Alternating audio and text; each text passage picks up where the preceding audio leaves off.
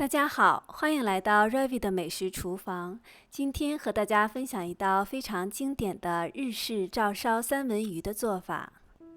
三文鱼要选带皮的，这样煎的时候不容易碎掉。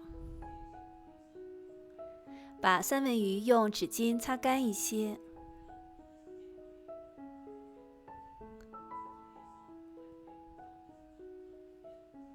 在表面撒上一层盐，让它有一个基础的味道。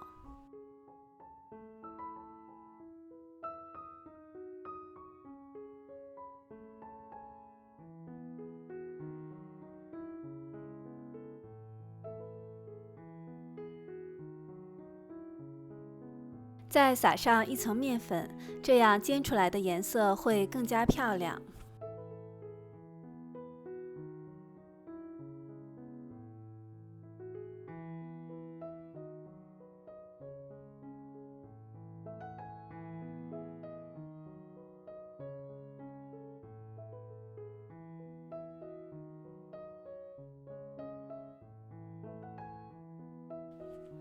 锅中倒入少量的油，放入三文鱼，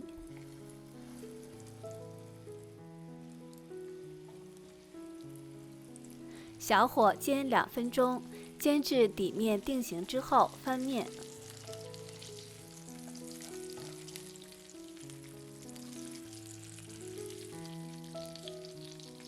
翻好之后，再继续煎2分钟。如果三文鱼比较厚，怕中间不熟的话，可以盖上盖子煎。2分钟之后，把三文鱼盛出，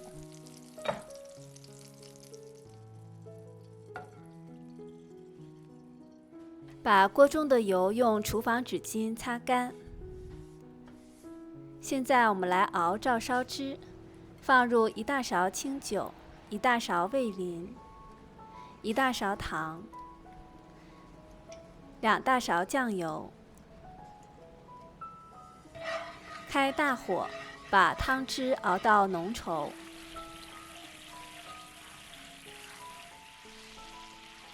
熬到这个程度的时候，就可以把三文鱼放回来了。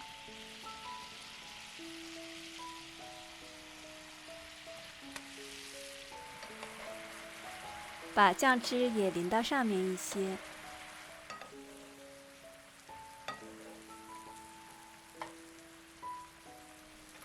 等到汤汁差不多收干的时候，就可以出锅了。这样我们的照烧三文鱼就做好啦，前后只需要10分钟，是不是特别简单？而且味道比外面做的还好吃哦。早上起来只需要花上10分钟，就可以带上自己制作的新鲜的便当了。好了，今天的视频就分享到这里，谢谢您的观看，我们下次再见。